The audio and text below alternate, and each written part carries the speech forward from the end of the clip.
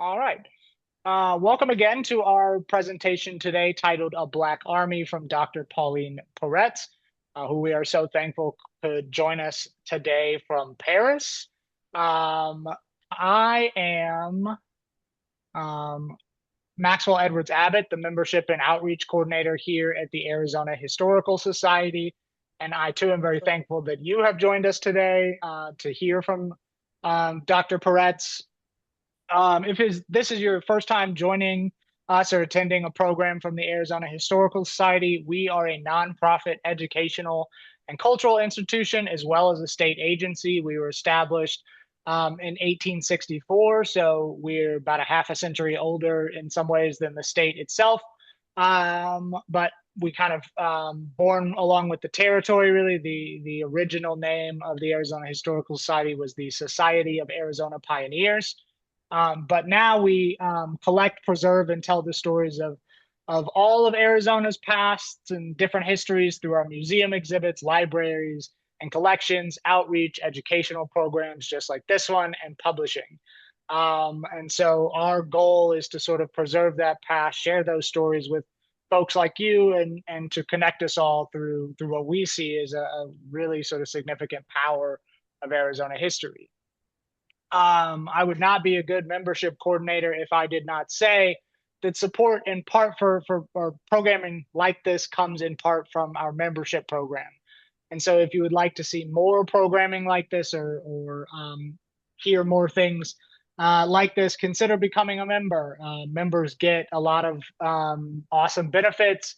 In fact, our membership program is about to get a whole lot better. We're getting ready to make some changes to that program beginning this summer. So it is a really exciting time to join us here at the Arizona Historical Society.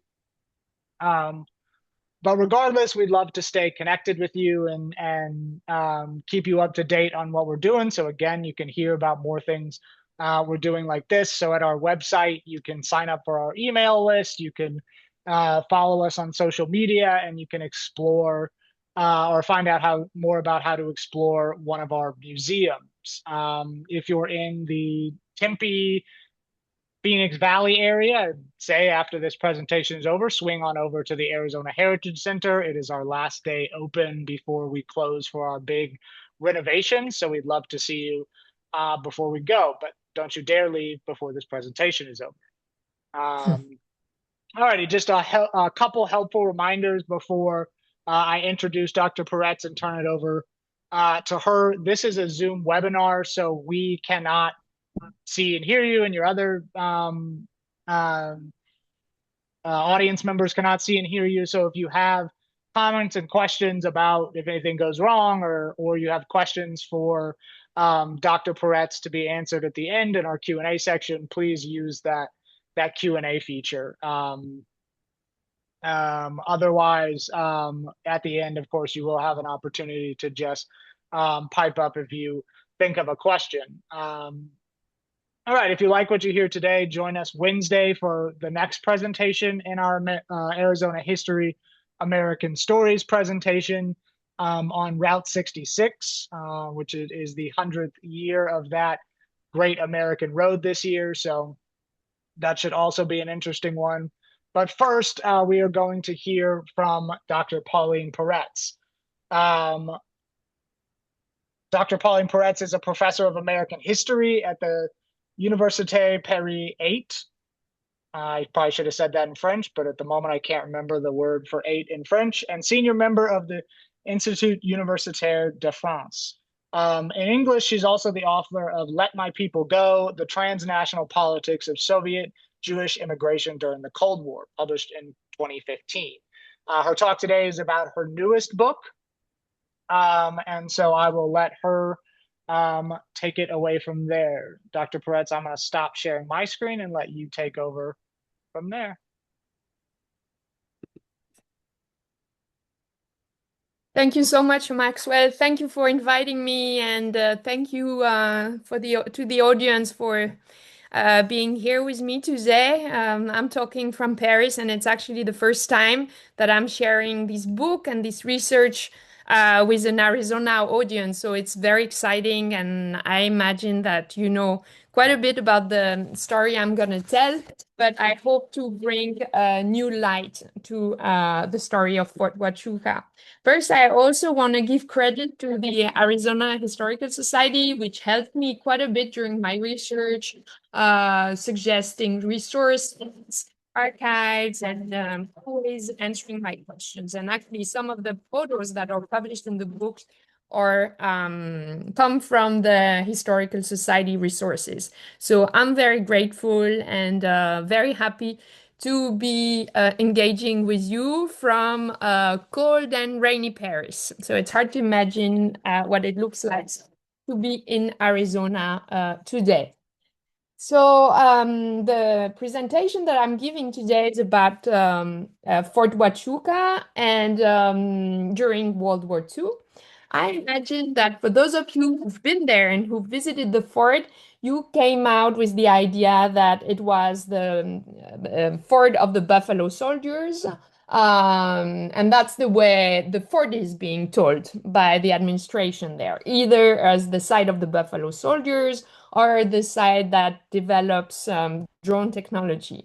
But very little is known about its function as a black post during World War II. And the story is certainly not being told there because it's a story that's less comfortable, less nice than the story of the Buffalo Soldiers. So let me remind you that there were two black posts in the US during World War II. Black post meaning a post, a base where only African American soldiers were trained. The first one you probably have heard about.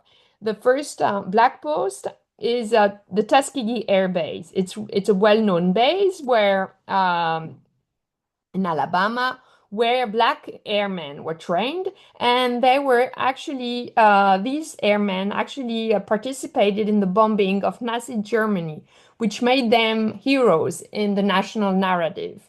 And it's a story of heroism that has been told by historians quite a bit and popularized by films and museums.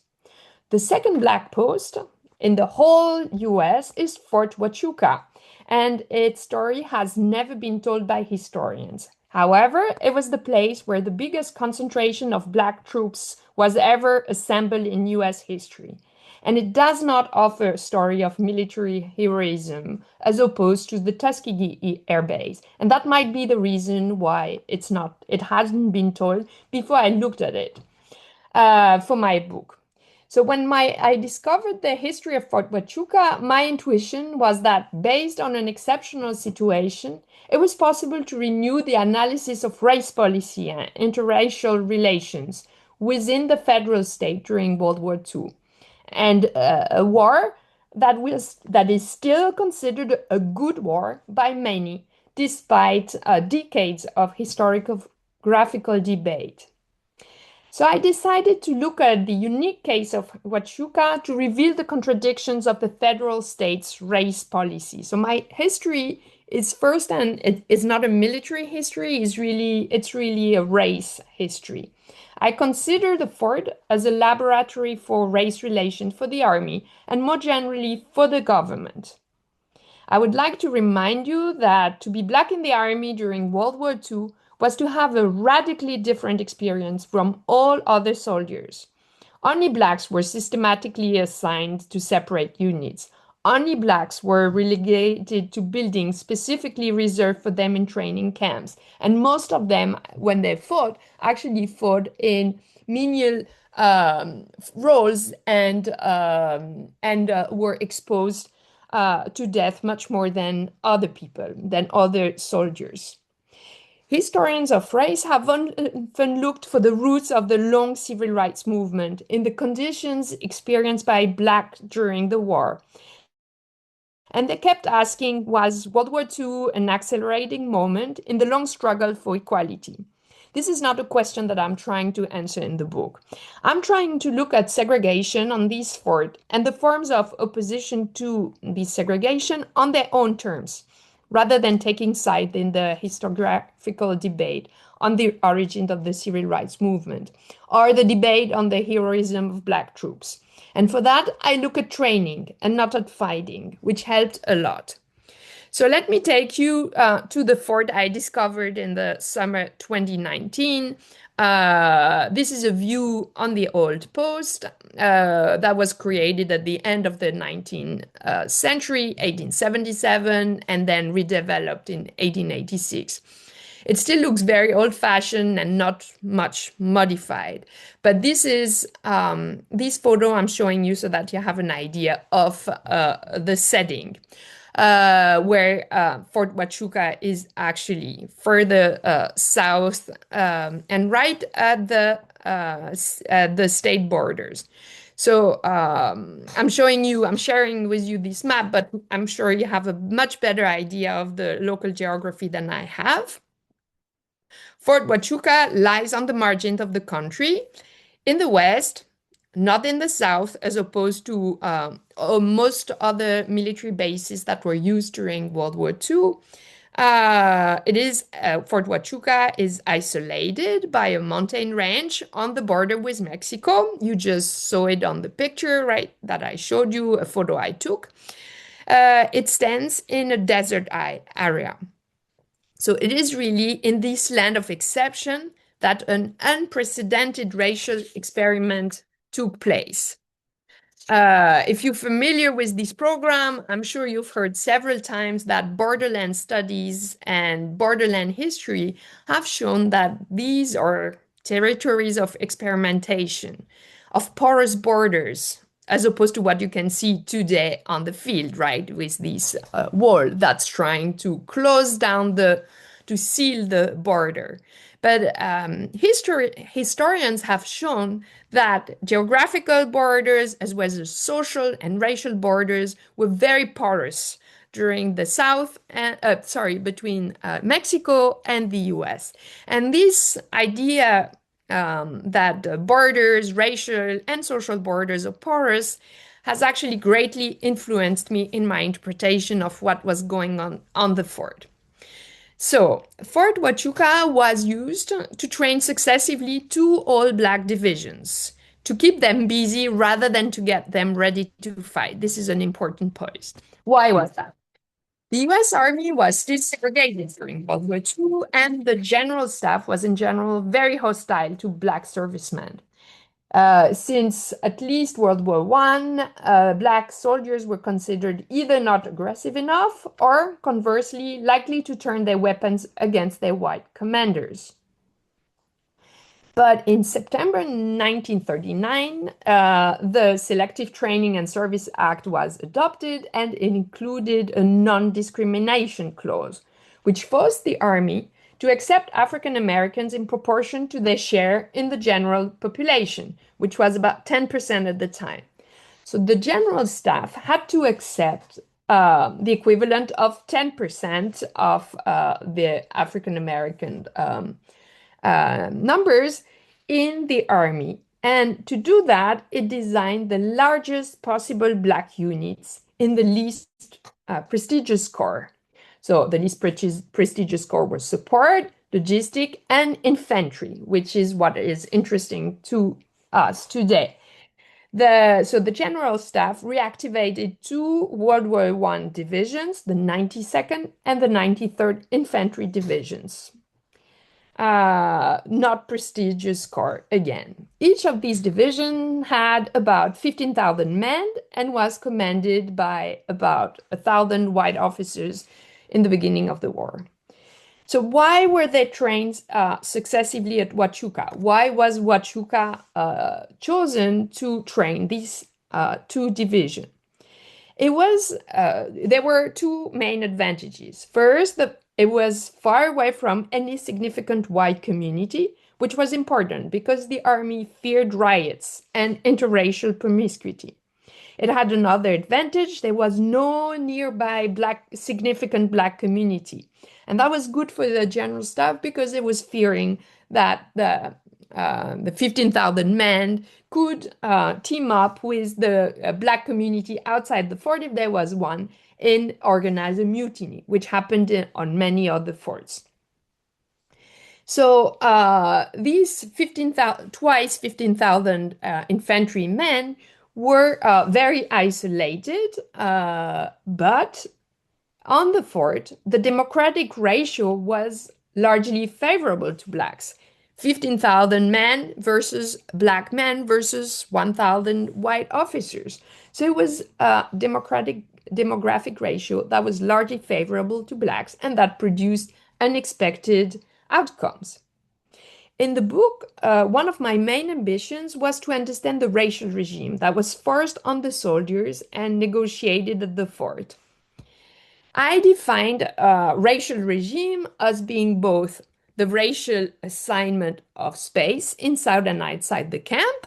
And for that, I'm showing you this map that was produced by the Post Engineer Office after the war, but that gives a good idea of what the fort looked like during the war. So you can see this is the old post.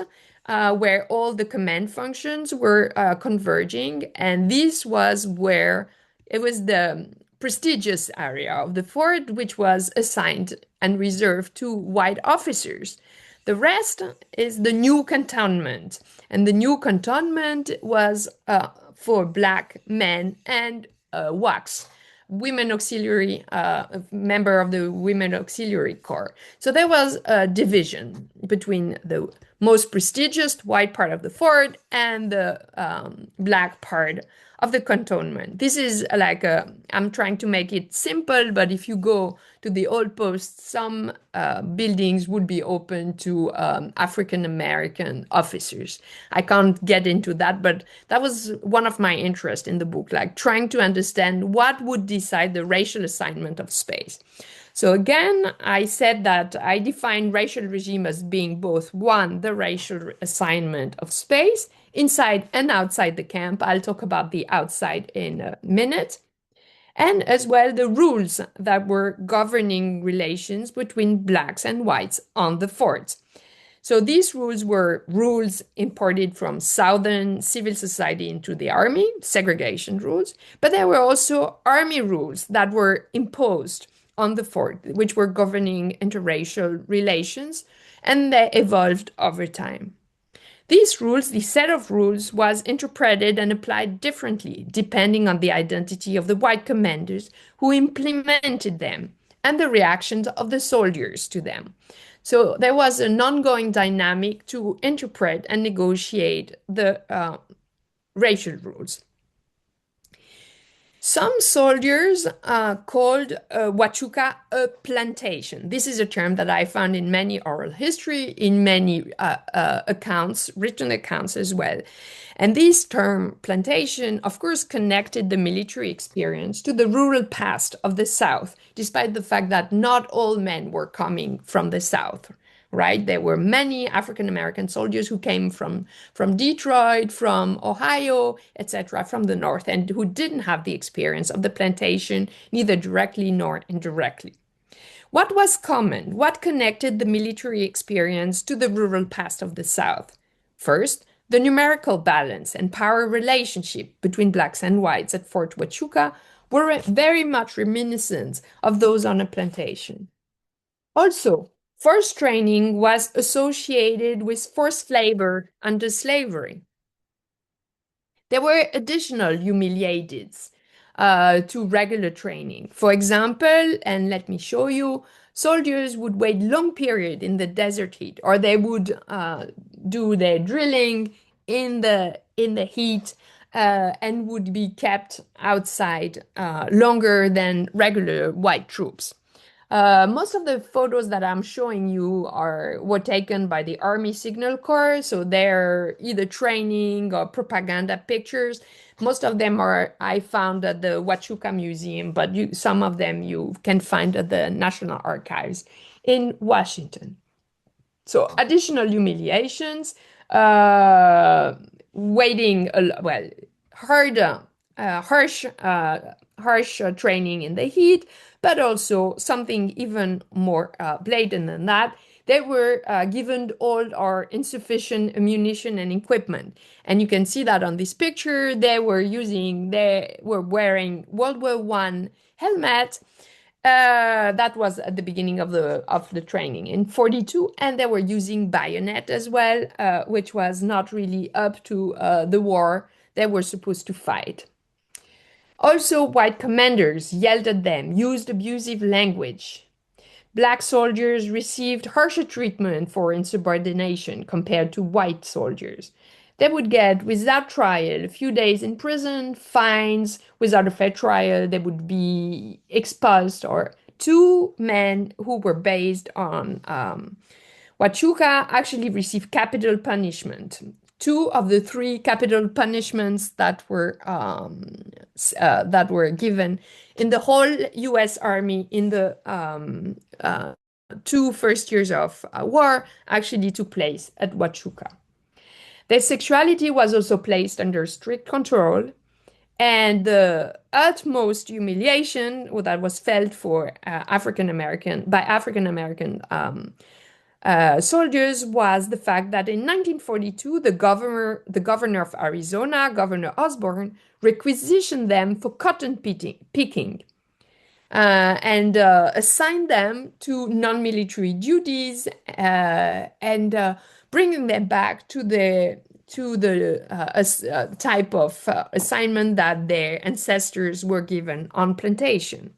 So these are all examples or instances that make Huachuca an example of what historian Saidia Hartman calls the afterlife of slavery. The afterlife of slavery. Which explains why some soldiers connected their military experience on the fort with a plantation. This becomes more real if you think that racial discrimination was even more severe for officers. Why is that so? All soldiers were black. There was not one single white soldier on the forts. So the military hierarchy and the racial hierarchy coincided for soldiers.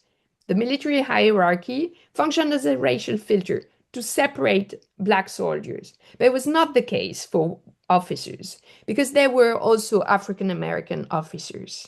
And then for them, the military hierarchy didn't act as a separation. So additional rules were created to separate them from their white counterparts. There was a rule first that was written, then that was implicit, that a black officer could not be the superior of a white officer. That meant that there were discriminatory promotion rules introduced on the fort to avoid the fact that a black man could command a white man.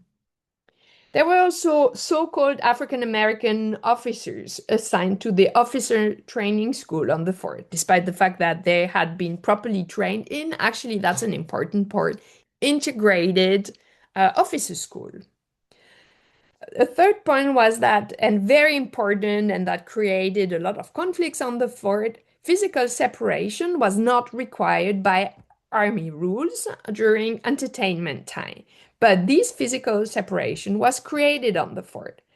First, mess halls and entertainment venues were all segregated to avoid that a black officer would sit by next to a white officer.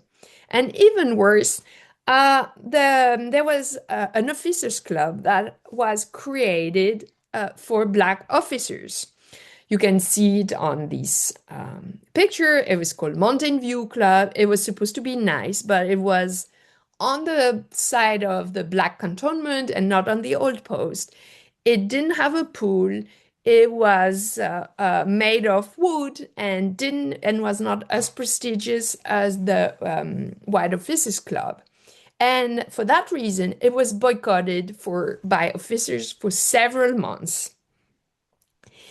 So, as you can see, white commanders absolutely wanted to avoid any form of social equality after training with African American officers. And this is why resistance on the fort mainly came from officers. There was also some sort of resistance on the part of soldiers, but it was less direct, and they used a wide range of actions. They would slow down training. They would fake illness to take refuge in the hospital, which I'll talk about later.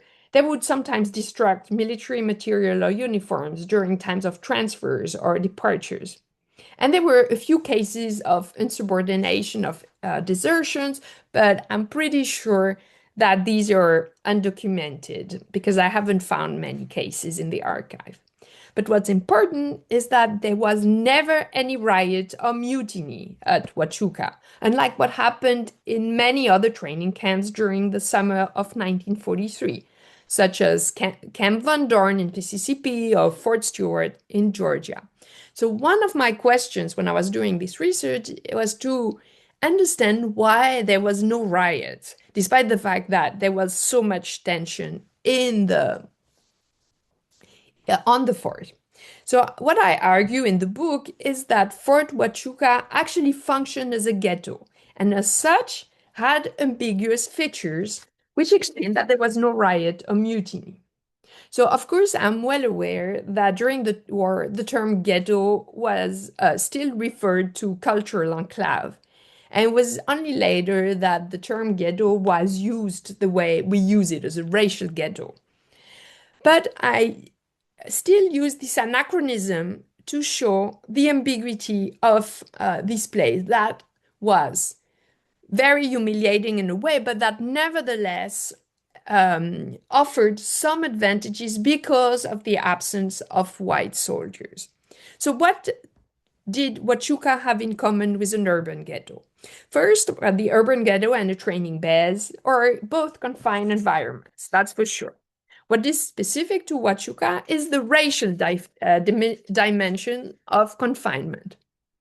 The racial confinement was extended to two enclaves on civilian territory just outside the fort, and they were under army control. First, there was a bar that was right at the gate that was called the Green Top. It was a bar that served solely black servicemen and that was entirely regulated by the army.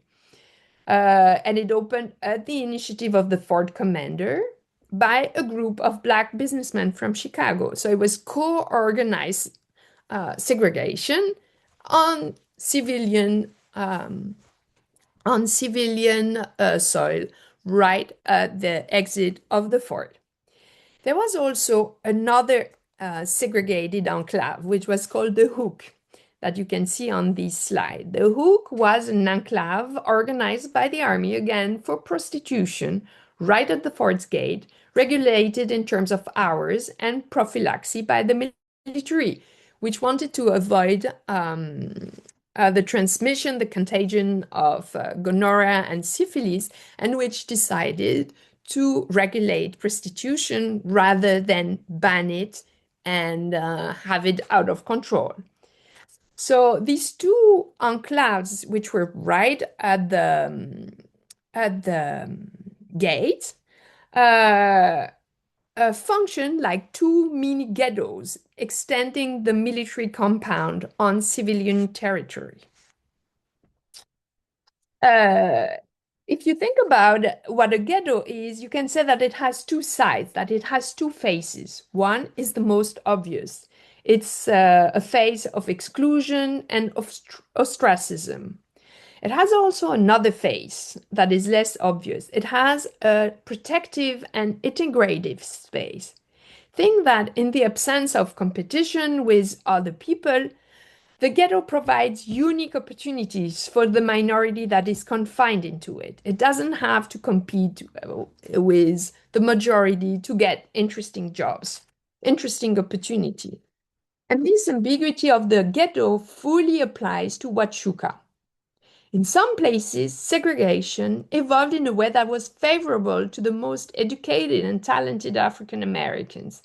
It evolved into what historian Karen Cruz Thomas calls deluxe Jim Crow. She coined this expression to talk about medicine, but I borrow it because I find it extremely efficient, useful to explain the kind of segregation that was operating on the fort. So where do we find deluxe Jim Crow? First, we find it on the fort in the hospital. You can see on this picture an aerial view of the of the hospital. It's actually a two-fold hospital. You have here a white hospital that had been built before the war, and right next to it, you see a huge extension. That was hospital number two, and that was black hospital. You can see, I hope you see my mouse moving. It's a connecting bridge that allowed, oops, sorry, I'm going back. That allowed for doctors to go back and forth. So, as I said, initially there were two hospitals on the base. One was white, one was black, but for once, separation played in favor of the black facility, which had been created right before the war and which had a state-of-the-art equipment and which also hired the best medical staff possible coming from Chicago and Philadelphia. It was really like the top elite of the black medical staff across the country. People who engaged because they wanted to avoid fighting or because they wanted their qualification to be recognized by the army. So really, again, the top medical staff of the country. They were able to perform very sophisticated surgery. They were also given top medication that had been assigned to them by the general staff because they were known as being really good doctors. As I said, across the road was a poorly equipped and older white hospital. So you can see again that the separation but equal for once played in the favor of blacks and not in favor of whites.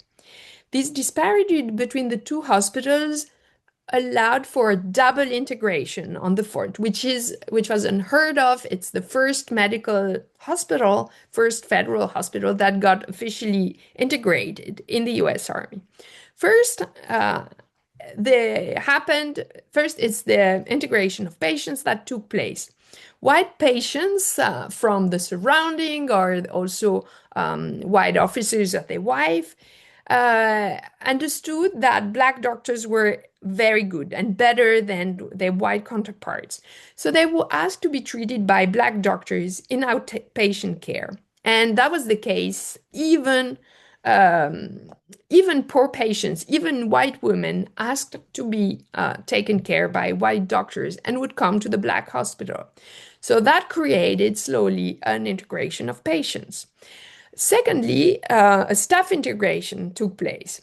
As I said, white doctors were not qualified or experienced enough, so they called on black doctors to help them perform difficult operations or surgery.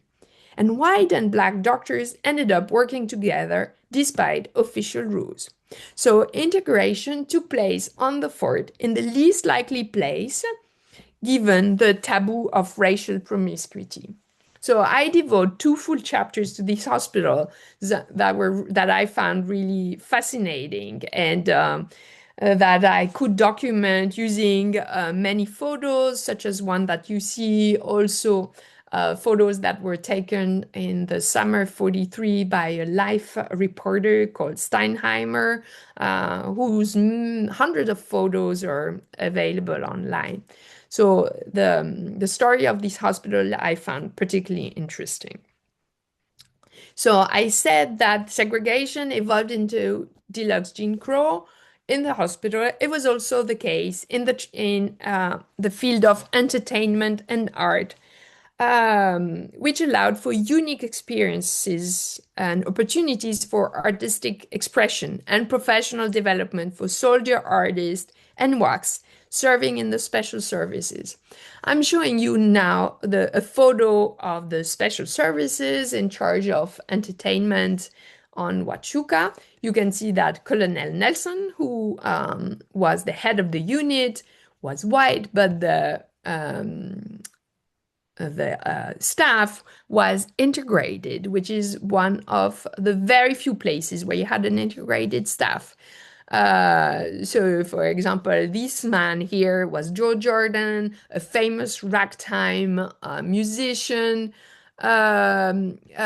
These two women were, this is Anna Russell Jones, whom you're going to see on the next slide again, who's our graphic designer from Philadelphia, who was pretty famous at the time. And you can see on this picture Sergeant Joe Louis, the famous light weight fighter who was visiting, who came to the fort several times. But you can see on this picture that there were several professional opportunities for black people, for black artists and entertainers to work on the fort side by side with white people, with white officers. This again, this slide, this photo is very telling because you can see sitting right next to Lou Davis. Probably you know Lou Davis, a very famous white muralist from Arizona who painted several post offices and federal buildings during the 30s. He decided to come to Arizona to develop black art for black soldiers, and he worked side by side with several of them. He developed a workshop, a silk screen, workshop, and he also worked side by side with Anna Russell Jones, whom I just told you about, who was this graphic artist. More generally, for all wax and black nurses, Huachuca offered a unique experience, okay?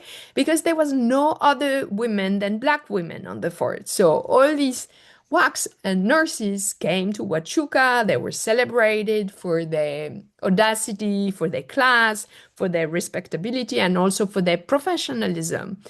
There was no other women on the fort than the black women. So it means that they could take all the jobs. So some of them would be administrative assistants in the offices, others would be truck drivers, others would be maneuvering on and helping with the cleaning of arms, etc. So for them, Huachuca was a unique experience of emancipation and promotion. And when you hear their stories or when you hear their accounts, you have a very different experience from, those told by black servicemen who didn't have this access to prestigious positions. So I want to stress again that thanks to the absence of white competition, segregation became favorable to the black elite on the fort. They were offered unique professional opportunities, and some of them, one has to say, forgot that their personal interest took over the collective interest of fighting for collective rights. I want to stress that approaching the fort as a ghetto and not as a plantation, as I had initially intended to, enables to make room for the agency of black servicemen and women. It also allows to show how they navigated martial and racial rules, sometimes managing to adapt them to their own advantage, as I've tried to show you.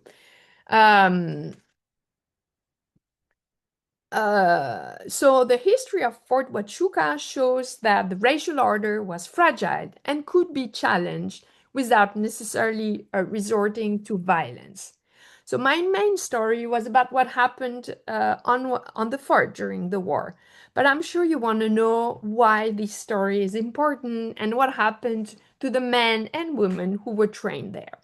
So, to conclude, I want to ask the following question. Did Huachuca's unique experience pave the way for racial integration in the army after the war? First, I want to say that the medical integration at Huachuca set a precedent for other military hospitals during the war.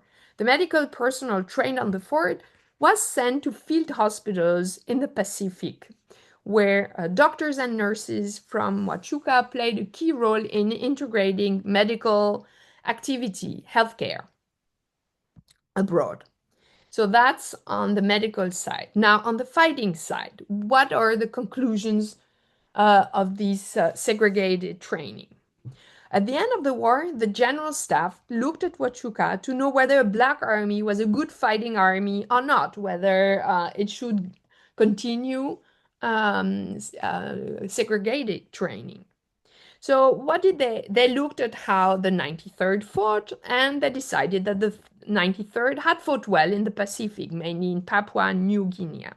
But there was a heated debate over how the 92nd fought on the Gothic line in Italy. For white commanders, black infantrymen melted in the face of fire. They could not become good soldiers. That was the conclusion that they made from, what had happened on the field in Italy. So they concluded, for bad reasons, based on their prejudices against black soldiers, that large black units should be dismantled and should not exist anymore. But if you look at what African American organizations, how they interpreted the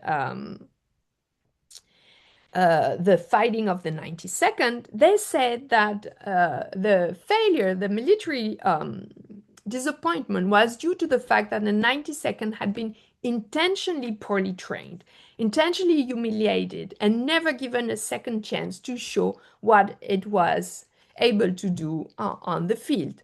So the National Association for the Advancement of Colored People, as well as the Civilian Aid to the War Secretary, Truman Gibson, said that the soldiers who were trained at Huachuca were doomed to fail. And that was expected from them. And that's why they were sent to the field to show that black soldiers were not good soldiers. So for them as well, such an experiment should never be repeated.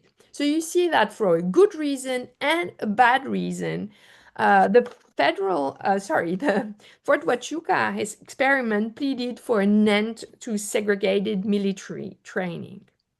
However, after the war, the army listened once more to white commanders and decided to prolong separate training and segregation, which continued until the president decided to take action and adopted an executive order in July 1948, Executive Order 9981, which abolished discrimination in the armed forces.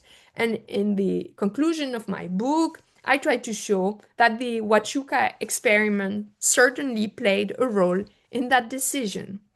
So this is the end of my presentation, and I hope everything was clear and lively for you, despite the fact that I'm very far away. And I'm gonna stop maybe sharing my PowerPoint, and I can respond some of you questions. Thank you very much. Thank you, Dr. Peretz. Everybody give, you're all in your own houses, but give a round of applause for Dr. Peretz. We appreciate you again coming to speak with us. We do have a couple of questions in the Q&A. And so if you think of any questions here at the last minute, be sure to send those into the Q&A. But I'll read off this first one here from Angelita. Can you share any research you may have done about Private Joseph Shields and James Rowe? Rowe killed Shields during World War II. Rowe was executed for the murder on the base. So I see that Angelita really knows the story of the fort well. Unfortunately, I can't answer your question, Angelita. I think one would have to look at the Marshall files that are in the St. Louis archives. The problem of these archives is that one has to either go there or pay quite a significant amount of money to get a copy of these files. And I didn't do that because I really try to tell the story of, the most numerous or the most representative soldiers, but I don't know much. And the fort doesn't know much either. So I'm really sorry that I'm giving you a disappointing answer. Alrighty. Next up from Mike Anderson, we have, are you aware that the brothels right outside the post were closed by the post authorities and state officials, and the soldiers were bused by a local white businessman to Naco, Sonora, where a massive brothel complex was constructed? Okay, I would need to have a bit more context and to know which brothels you're talking about. Is that before before the hook existed or after? That I need to. I hope Mike, you can give me a bit more on the chronology because what I understand is that there was prostitution in some of the houses that were outside the fort before the hook existed, and the fort commander absolutely wanted to have control on that. Then he was key in curating the enclave, but then the FHS, the authority, the state authority in charge of health, tried to get the closing of the hook. So I don't know what is the timing you're talking about and who's the local white businessman you're talking about. If you could, no, Mike is gone or? We'll see. I'll move on to the next question, and maybe Mike can Yeah, um, that would be very get us through helpful this. because it sounds like Mike has information that I couldn't find during my research. It was hard to find much about the brothels in the military archives. Actually, you have to know that, I mean, you probably know that the fort was closed in 1947 for a few years. And when it was closed, because, the army was trying to shrink its bases, many of the archives were dumped into the garbage, and especially the archives of the hospital and the most sensitive archives. So there's a lot that one can't tell directly from the archives, and one has to try to find oral history. But as you know, I mean, most of the people are dead by now, except for a few, and those who are still alive are not necessarily those who are able to tell you the story of the of the prostitution and the most sensitive questions issues for the army. Okay, so looks like we do have a little bit more context from Ah, Mike. He says the brothels at Fry were closed during 1942. the The White white, City brothel. yeah, complex existed from 1905 to 1934. Paul Soldier was the businessman, and then it seems like Mike's done some research on White City and Fry and these brothel complex as well. Wow, sounds fascinating. I mean, I wish I had come across his research, and if Mike, you've written anything about that, I would be very happy to know more.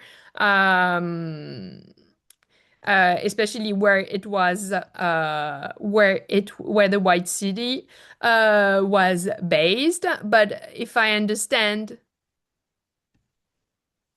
yeah, I would like to know whether black servicemen were allowed to go to these brothels. From what I understand was they were mainly having sex in cars or in these little shabby houses outside the compound.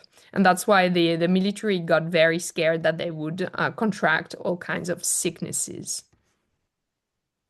Okay, a So couple of there are two questions about how I got involved. yeah. I, So I from really like CNN, this and question yeah, because, yeah, I mean, I have to tell you the truth. I had never come to Arizona before. Before I got interested in this story. I was I didn't know much about the South either. I was really working more on eastern cities, knowing more the eastern part and the western part, coast of the US. So how did I learn about Huachuca? I worked with some colleagues. I mean, I'm very interested in the issue of race and medicine, and I worked with colleagues on the desegregation of federal hospitals and especially veteran hospitals. Veteran hospitals were desegregated early in 1953, and I was trying to understand why it happened, more than 10 years before other types of hospital, other types of federal hospitals. And when I did this research in the Veteran Affairs archives, I kept bumping into the name of a hospital that they mentioned as an example and as a model. And this place was Fort Huachuca's hospital. They kept saying, "Oh, Huachuca Hospital number two, amazing story, amazing staff." And then I started finding also oral histories of nurses, of doctors who were based at Huachuca. Some actually left their archives in several archive center. And so I really entered the fort through the hospital. And I really had the idea that it could, that I could do the whole research about the hospital. But again, I said that the all the archives of the archives of the hospitals were destroyed, so it was not possible. But it remained a very key subject in the book, and I found it fascinating to think that in the middle of Arizona, there would be groundbreaking treatments and given by Black servicemen, by elite black medical team. And then slowly I entered Huachuca and I understood that something happened there that was completely unique. Again, the most numerous concentration of black soldiers ever in the US. How do you explain that? It has never been told. I mean, this remains a mystery to me. And I mean, I think that there are two reasons for me why it was never told. Well, first, there was never a major incident there. There was no riot, there was no mutiny. So that explains why maybe it remained the radar. And then the second reason is for me is just because it's an uncomfortable story. I mean, it's not a nice story, and most of the World War II stories that have been written have been, kind of feel-good stories, a story of heroism. And and at Huachuca, there was no place to be a hero, right? There was no opportunity to be a hero. Most of the people who have trained there have never fought.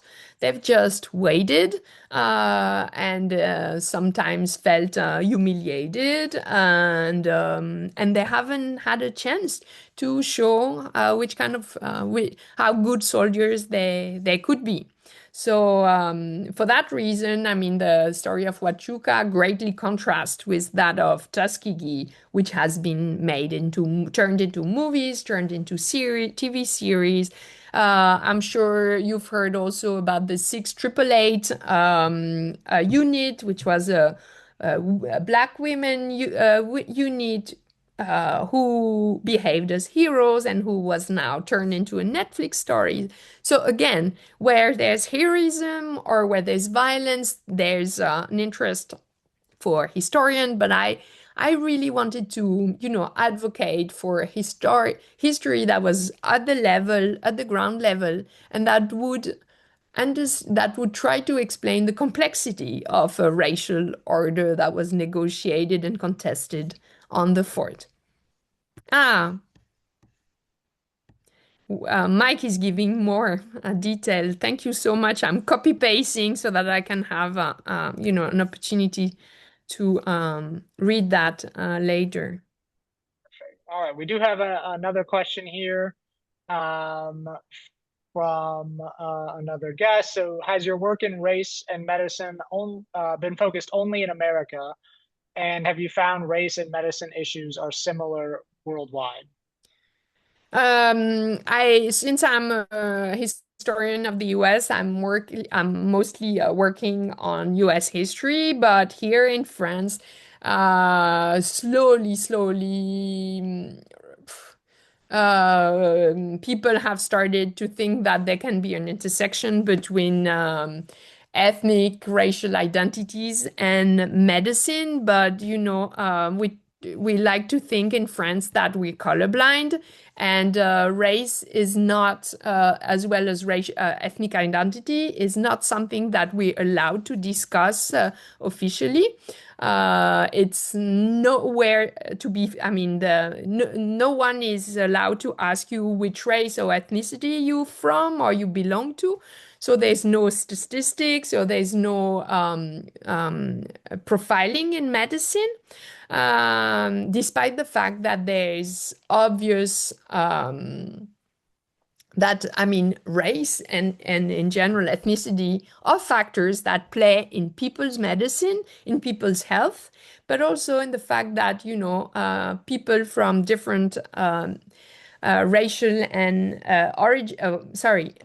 racial and ethnicity are not offered the same type of medicines, right? Different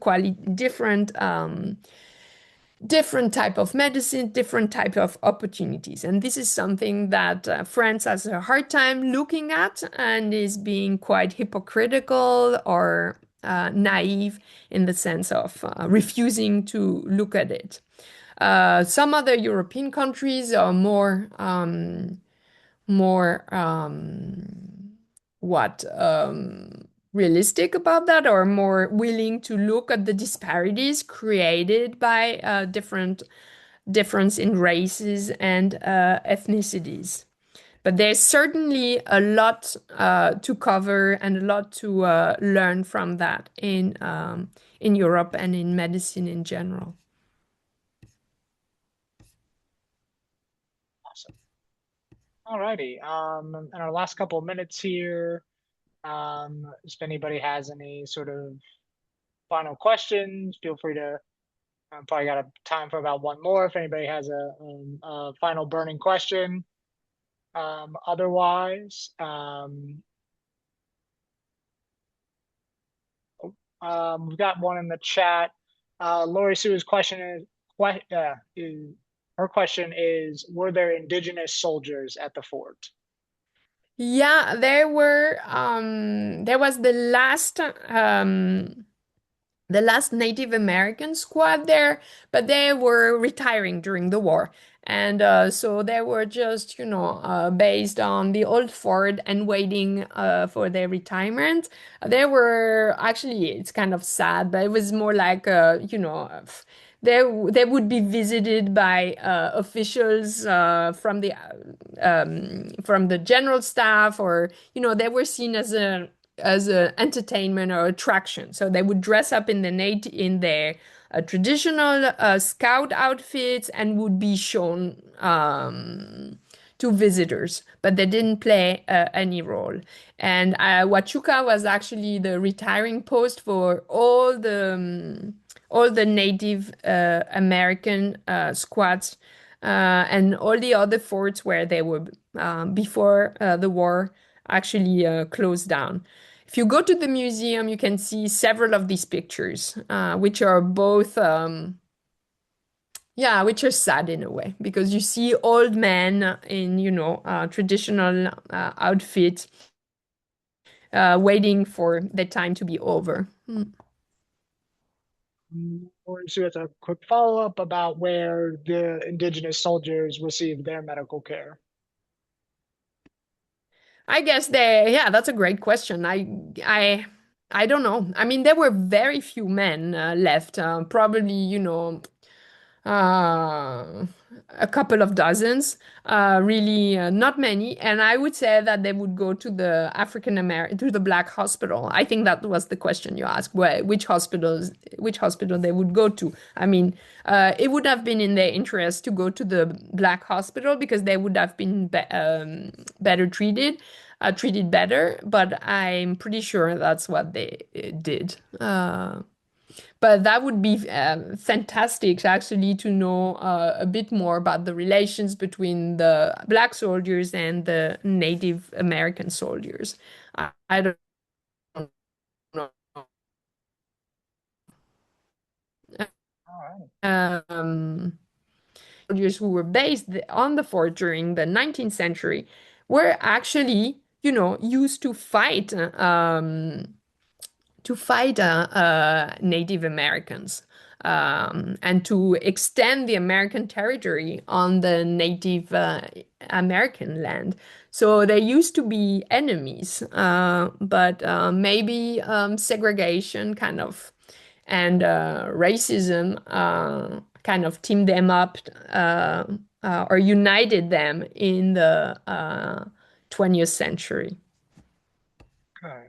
Got one more if you're willing to take it, Dr. Peretz. It says, could there be some utility in researching the benefits that can come about um, from these types of segregated systems or their histories? How can we continue to pull more good out of these unfavorable situations? Well, that's something that I've been thinking about quite a lot. Once I finish, I was done with this research. I'm actually working on African American settings of, I call that in French, entre soi, of just being on one's own. Like you can call it chosen segregation or chosen separation or self-exclusion, but and I'm trying to understand the rationale behind it. Why do you exclude yourself from each other? Or if you excluded, how do you set up uh, um, how do you set up a place where you're going to give yourself your own rules and live on your own terms? I mean, this has been quite frequent in African American history. Think about the experience of the black towns that were created after the Civil War, where African Americans were excluded from the white society, where they would encounter segregation, violence, murder, and they decided to seclude themselves, to close themselves, so that they would be secure, that they would have a safe space, that they could give each other opportunities that they wouldn't have in other in the rest of the U.S. society. Now, the question for me is how long should these safe spaces last? Are they there forever or are they there for a limited period of time before opening once, the situation outside has changed, once the group is strong enough and self-confident enough? And how do you create back and forth between the inside and the outside? And this is, I think, a reflection that one can have for African Americans, but it's the case for all minorities, right? Women also have thought about, how to separate themselves to have the same space or other ethnic groups. Okay, so I'm not saying that all minority experiences are the same, but what I'm trying to say here is that sometimes minorities that are persecuted or that are discriminated against by the majority feel the need to seclude themselves and to decide on their own terms what the kind of experience and the kind of rules they want to give themselves to feel secure and to grow self-confidence. So that's not exactly what happened at Huachuca, but at Huachuca, as I said, there was on the fort places where the group managed to turn exclusion and separation in its favor because there was no competition coming from white people. So it's a kind of a difficult argument that I'm defending in the conclusion of the book.